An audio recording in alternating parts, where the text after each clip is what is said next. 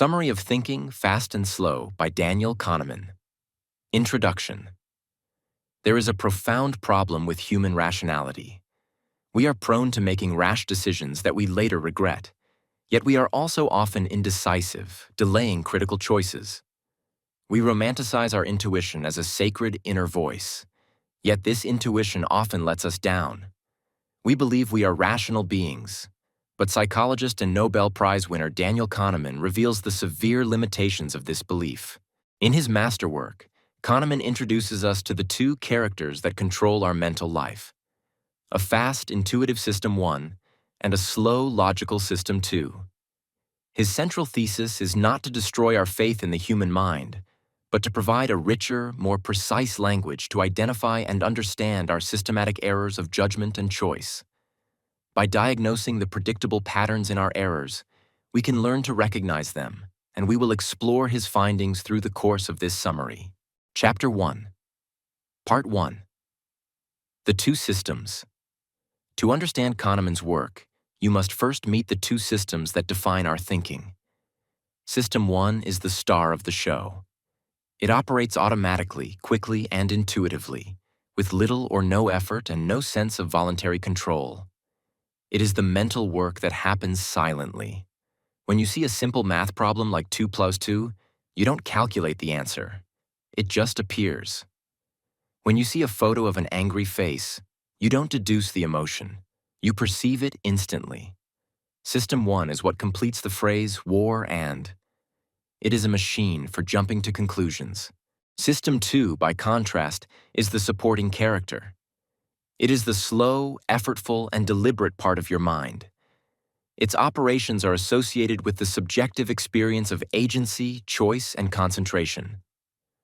When you are asked to solve 17 times 24, your System 2 engages. You feel the mental strain. Your pupils dilate. This is the system that directs your attention to find a specific person in a crowded room or prepares you for the start of a sprint.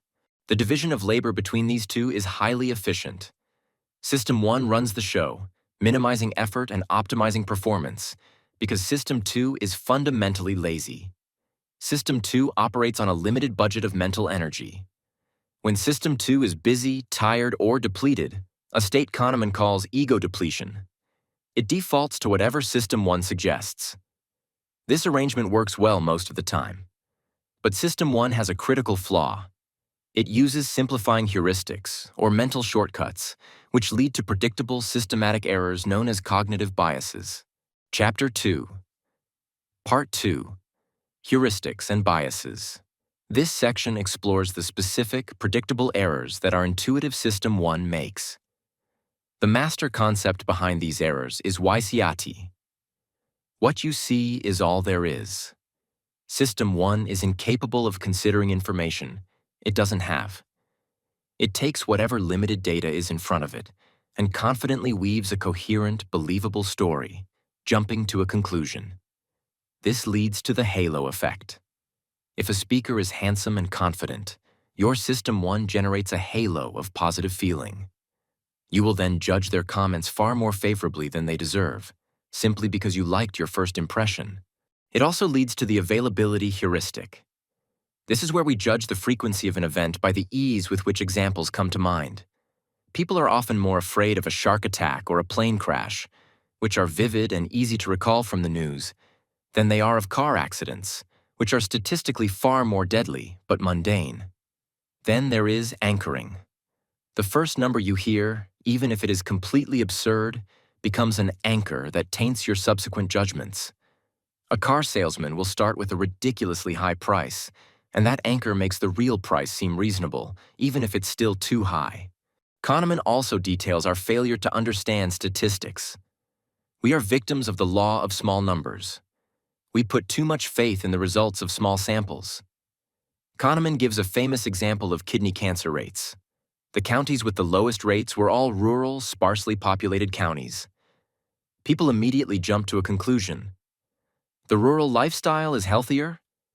But this is wrong.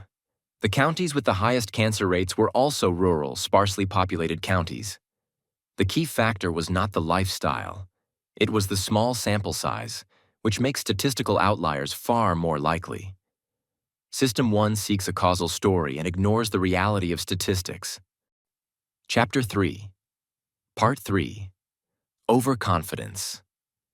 This part of the book explores our undue confidence in what we believe we know.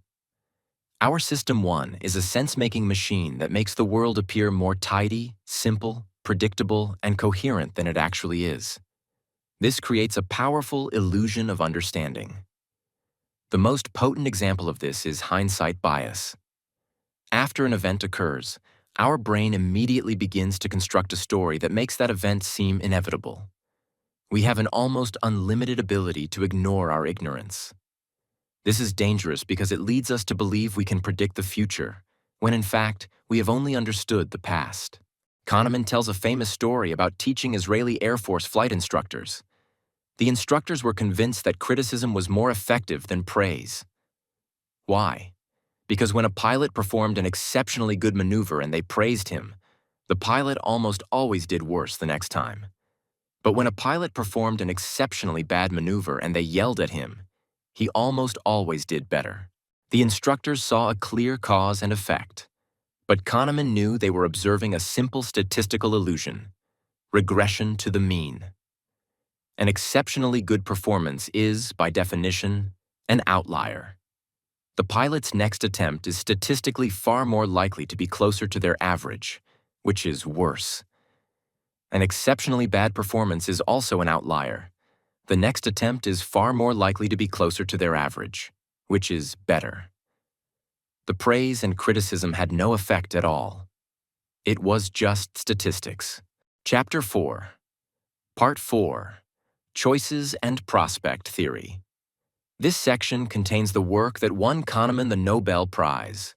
It dismantles the long-held rational choice theory used by economists, which assumes people are rational actors. Kahneman and Tversky developed prospect theory, which shows how we actually make decisions. It has several core principles. First, reference points. We do not value absolute states of wealth. We value changes in wealth relative to a specific reference point. Having $1 million is not a universal state of happy. For someone who had $100,000, it is a massive gain. For someone who had $10 million, it is a catastrophic loss. Second, loss aversion. This is the most powerful concept. For humans, losses loom larger than gains. The psychological pain of losing $100 is far more intense than the pleasure of gaining $100. Third, framing. How a choice is framed or presented has a disproportionate effect on our decision, even if the outcomes are identical. We are more likely to support a medical procedure that has a 90% survival rate than one that has a 10% mortality rate. Fourth, overweighting low probabilities. System 1's response to probabilities is flawed. We tend to overweight small, low-probability events. This is why we buy lottery tickets, a tiny chance of a huge gain, and why we have an irrational fear of terrorism, a tiny chance of a huge loss. Chapter 5. Part 5. The Two Selves. The book concludes with its most philosophical and unsettling idea, that we are not one unified self. We are, in fact, two different selves, an experiencing self and a remembering self. The experiencing self is the you that lives in the present moment. It is the self that answers the question, does it hurt now? It endures pleasure and pain, second by second. The remembering self is the you that keeps score. It is the storyteller that retrieves memories of your life and makes all of your future decisions. Here's the problem. These two selves are in conflict, and the remembering self is in charge. Kahneman proved that the remembering self is a terrible historian. It does not care about the duration of an experience, only the peak, the most intense moment, and the end. This peak-end rule leads to a focusing illusion. We will book a vacation that is mostly stressful and exhausting, a miserable experience, just to capture a few peak photos and a happy ending. We do this because we know our remembering self will tell us it was a great vacation. We are, in effect, sacrificing the happiness of our experiencing self in the present, just to build a better collection of memories for our remembering self to look back on. This reveals that our definition of happiness is far from simple. Thanks for listening. If you found this summary valuable, please like, subscribe, and comment with your thoughts. To support the channel, all links are in the description.